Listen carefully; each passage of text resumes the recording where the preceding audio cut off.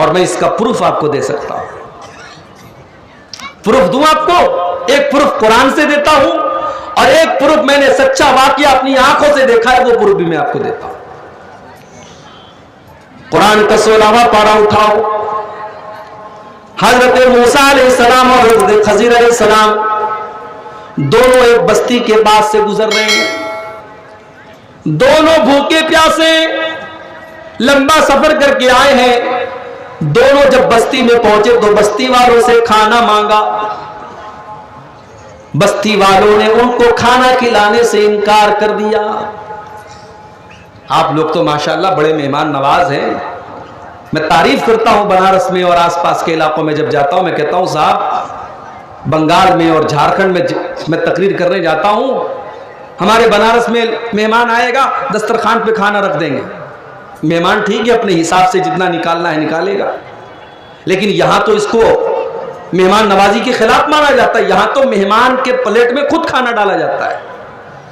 यह अलग बात है कि ये कहीं कहीं बड़ा नुकसानदेह भी साबित होता है। कभी कभी मेहमान बेचारा जो है परेशान हो जाता है, आप उसकी प्लेट में ज्यादा खाना निकाल देते हैं, लेकिन ठीक है, कल्चर है।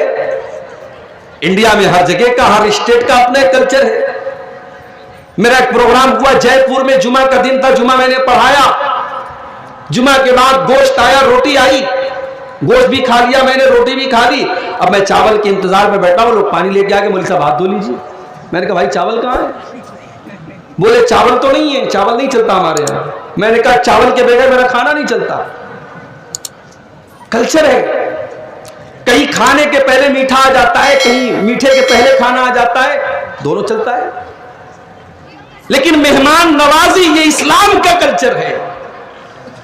जिस गांव के अंदर घर में मेहमान आने पर घर की औरतों की पेशानी पर बल पड़ जाए, उनके ईमान में कमी है मेरे प्यारे साथियों। अल्लाह के नबी फरमाते मन कान युमिनु बिल्लाहि वल यौमिल आखिर फलयुकरिम ज़ैफहु। अगर अल्लाह के ऊपर तुम ईमान रखते हो, कयामत के दिन के ऊपर ईमान रखते हो, तो अपने मेहमान की इज्जत करो। मेहमान आपके घर का खाना खाने के लिए नहीं आया है, आपके ईमान को मजबूत करने के लिए आया है। वो माजिद देवबंदी का शेर है ना, अल्लाह मेरे रिस्क की बरकत न चली जाए, अल्लाह मेरे रिस्क की बरकत न चली जाए, 2 रोज से घर में कोई मेहमान नहीं है। मेहमान आपके घर में बरकत लेके आता है। और जिस इलाके में, जिस गांव में लोगों के मकान बड़े बड़े हो, लोगों के पास जमीन जायदाद बड़ी बड़ी हो, लेकिन दिल इतना छोटा हो कि मेहमान की मेहमान नवाजी न करते हो, तो याद रखिए ये बखीली और कंजूसी है मेरे प्यारे साथ। मूसा अलैहिस्सलाम और हजरत खजीर अलैहिस्सलाम दोनों उस बस्ती में पहुंचे और दोनों ने खाना मांगा। कुरान कहता है फ़अबऊ अन युज़य्यिफ़ूहुमा, बस्ती वालों ने, गांव वालों ने खाना खिलाने से इनकार कर दिया। कहा नहीं हमारे पास, हम खाना नहीं खिलाएंगे, हमारे पास खाना नहीं है। अरे नबी का अखलाक तो ये है, सहाबा का अखलाक तो ये है कि एक मर्तबा एक सहाबी अल्लाह के नबी के पास आए, कहा या रसूलल्लाह भूखा हूं, कुछ खाने को तो खिला दीजिए। नबी ने कहा कि कोई सहाबी है मेरा जो इस मेहमान को खाना खिला दे। हजरत अबू तलहा रजी अल्लाह तआला ने कहा या रसूलल्लाह आपके मेहमान को मैं अपने घर लेके जाऊंगा, मैं खाना खिलाऊंगा। घर पूछने नहीं गए बीवी से कि रोटी बनी है कि नहीं बनी है, सालन बचा है कि नहीं बचा है। कहा या रसूलल्लाह आपके मेहमान को मैं खाना खिलाऊंगा। घर आए, बीवी से कहा एक मेहमान को लेके आया। हमारे और आपके घर की बीवी होती तो कहती ये कौन सी बात हुई, आपने पूछा नहीं, खाना बना है, बचा है, नहीं बचा है, आप मेहमान को लेके चले आए। मगर वो सहाबा के दौर की औरतें थी, वो सहाबा के दौर की औरतें थी, ईमान वाली औरतें थी, तकवा वाली औरतें थी। कहा मेहमान आया है, बड़ी अच्छी बात है, मगर घर में खाना नहीं है, थोड़ा सा खाना है, बच्चों के भर का है, हमारे भर का तो खाना भी नहीं। कहा एक काम करो, बच्चों को बहला फुसला के सुला दो, जहां तक हमारा तुम्हारा मामला है हम मेहमान को खाना खिला देते हैं, खुद भूखे रह जाएंगे। जब मेहमान को मैं लेकर के आऊंगा और खाने का टाइम आएगा, मेरे सामने भी बर्तन रख देना, मेहमान के सामने भी बर्तन रख देना, और खाने का टाइम आएगा तो चिराग की बत्ती बुझा देना, मेहमान पेट भर के खाना खा लेगा, मैं सब्र कर लूंगा, तुम सब्र कर लेना। नबी का मेहमान हमारा मेहमान बना है, ये मौका हाथ से जाना नहीं चाहिए। अबू तलहा अंसारी रजी अल्लाह तआला अन्हु ने और उनकी बीवी ने खुद भूखे रहकर और बच्चों को भूखा रख करके अपने मेहमान को खाना खिलाया।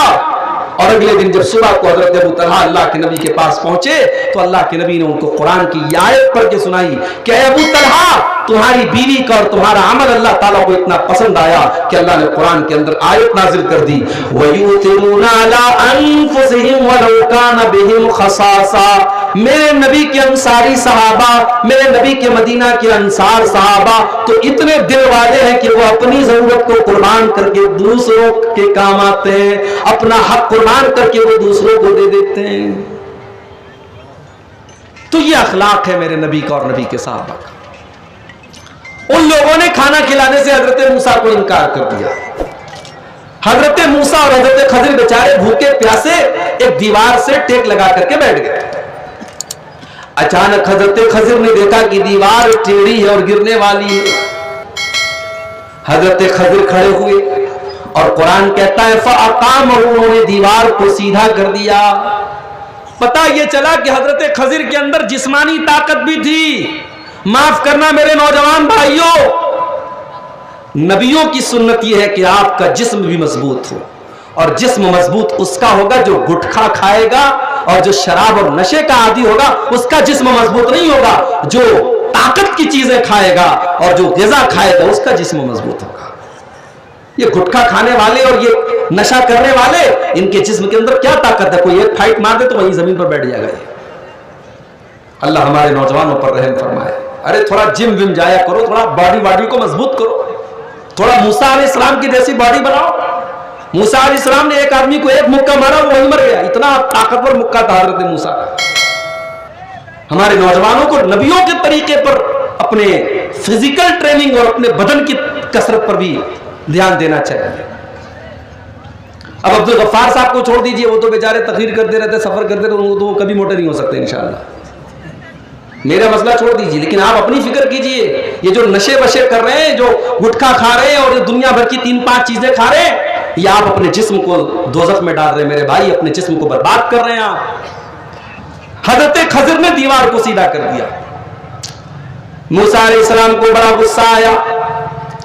क़ाल लौ शि'ता लत्तख़ज़्ता अलैहि अजरा, कहा कि ऐ खजर, आपको क्या जरूरत थी इनकी दीवार को सीधा करने की?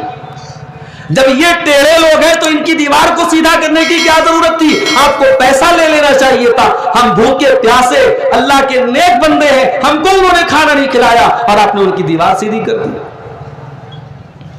तो हजरत खजर ने क्या जवाब दिया? वअम्मल जिदारु फकाना लिगुलामैनि यतीमैनि फिल मदीनति वकान तहतहु कंजुल लहुमा वकान अबूहुमा सालिहा। का ऐ मूसा, वो दीवार 2 यतीम बच्चों के मकान की दीवार थी। वो दीवार 2 यतीम बच्चों के मकान की दीवार है, और उनके बाप ने मरने के पहले अपने बच्चों के लिए दीवार के नीचे खजाना छुपाया था। अगर दीवार गिर जाती, खजाना सामने आ जाता और गांव वाले पूरा खजाना लूट के चले जाते। गांव वाले तो थे ही बखील और कंजूस। फ़अराद रब्बुका अन यब्लुगा अशुद्धहुमा व यस्तखरिजा कंज़हुमा। ऐ मूसा, अल्लाह ताला ने मुझे हुक्म दिया कि मैं दीवार को सीधा करूं, ताकि कल जब वो बच्चे जवान हो जाएं, जब वो बालिग हो जाएं, जब वो समझदार हो जाएं, तब अपने बाप का खजाना वो हासिल कर लें। अगर आज वो दीवार गिर जाती तो बच्चों के बाप का खजाना लूट लिया जाता। और अल्लाह ने ये एहसान क्यों किया? फरमाया वकाना अबूहुमा सालिहा, उन बच्चों का बाप नेक था। बाप अगर नेक है, उसके मरने के बाद भी उसके खजाने को अल्लाह ताला बचाएगा, उसकी जमीन जायदाद को बचाएगा। और जिस बाप ने हराम और नाजायज तरीके से पैसे कमा के बच्चों के लिए प्रॉपर्टी बनाई है, माफ कीजिए, वो अपने बच्चों का भविष्य बना नहीं रहा है, वो अपने बच्चों का भविष्य बिगाड़ रहा है, वो अपने बच्चों को बर्बाद कर रहा है।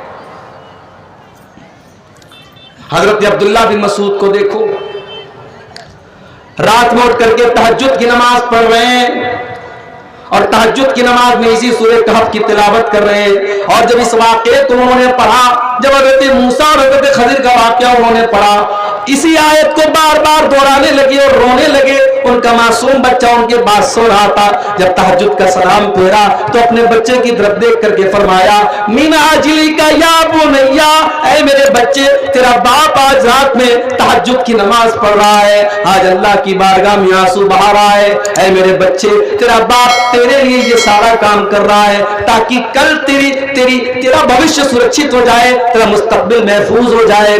ऐ मेरे बच्चे, तेरा बाप तेरे लिए इतनी मेहनत कर रहा है। 2017 में मैं सऊदी अरब गया, पहली मर्तबा। अल्लाह हम सबको जिंदगी में कम से कम एक बार उन दोनों मुकद्दस शहरों में जाने की तौफीक अता फरमाए, मक्का और मदीना। पहली मर्तबा गया मैं, बड़ा अच्छा लगा। जाहिर है मुसलमान हर मोमिन के दिल की तमन्ना होती है। मदीना के अंदर मस्जिद नबवी से थोड़ी दूर पर एक रेस्टोरेंट कह लीजिए, एक दुकान कह लीजिए, उसका नाम है अल-बैक। वहां पर मुर्गा मिलता है, चिकन, उसको मसाला वसाला लगा करके फ्राई करके भून करके उसको अरबी में वहां बोलते हैं ब्रोस्त। तो बड़ा टेस्टी होता है। उसको अगर एक मुर्गा आपने पूरा खा लिया तो एकदम समझिए खाने की जरूरत नहीं पड़ेगी। उसको कोल्ड ड्रिंक को लो, उसको खा के कोल्ड ड्रिंक पी लेते हैं। वहां का एक बेहतरीन खाना माना जाता है। आप कभी हज करने उम्रा करने जाएंगे तो आप वहां मिल जाएगा। तो मुझे वहां के भाइयों ने बताया कि मौलाना साहब, ये जो दुकान है अल-बैक, ये 24 घंटे खुली रहती है और कभी भी ऐसा नहीं होता कि इनके यहां कस्टमर ना हो। अल्लाह ने बड़ी बरकत दी है इनकी तिजारत में, इनके बिजनेस में। तो उन लोगों ने बताया कि अल-बैक कंपनी की शुरुआत जब हुई थी तो रियाज, सऊदी अरब की राजधानी रियाज से शुरुआत हुई थी। और उसके मालिक ने यह तय किया था कि मैं जब एक ब्रोस्त बेचूंगा, एक ब्रोस्त की जो भी कीमत होगी मैं उसमें से 1 रियाल अल्लाह के रास्ते में दे दूंगा। अगर मान लो मेरे उस एक चिकन की कीमत 10 रियाल है, मैं उसमें से 1 रियाल अल्लाह को दे दूंगा, अल्लाह के रास्ते में दे दूंगा। चुनांचे अल्लाह ताला ने उस नेक इंसान के काम में बड़ी बरकत दी, बहुत बरकत हुई। वो 1 दीना 1 रियाल अपने हर चिकन पीस में, अपने हर ब्रोस्ट में 1 रियाल अल्लाह की राह में देता था। बहुत बरकत हुई। फिर उसकी मौत का टाइम आ गया, उसका इंतकाल हो गया। वो जिस यतीम खाने में, जिस मस्जिद में, जिस मदरसे में वो पैसा दिया करता था, उस मदरसे के, उस यतीम खाने के जिम्मेदार उसके बच्चों के पास आए और कहा कि आपका बाप अपनी दुकान की सेलिंग में हर माल के पीछे, हर ब्रोस के पीछे 1 रियाल हमें दिया करता था। हम आपके पास आए हैं, अब तो आपके वालिद का इंतकाल हो चुका है, क्या आप अपने बाप के इस तरीके पर चलते रहेंगे या आप इसको बंद कर देंगे? आप ये 1 रियाल देंगे या नहीं देंगे? बच्चों ने कहा हमारा बाप कितना देता था? कहा 1 रियाल देता था। बच्चों ने कहा हम 2 रियाल देंगे। जाओ, आज के बाद हम हर चिकन जब हम बेचेंगे उसमें से जो भी इनकम होगी हम 2 रियाल देंगे आपको। और उसके बाद अल्लाह ने इतनी बरकत दी कि वो कंपनी जो रियाद से शुरू हुई थी, आज सऊदी अरब के तकरीबन तमाम शहरों में, बल्कि पूरी दुनिया में अल-बैक का जाल फैल गया।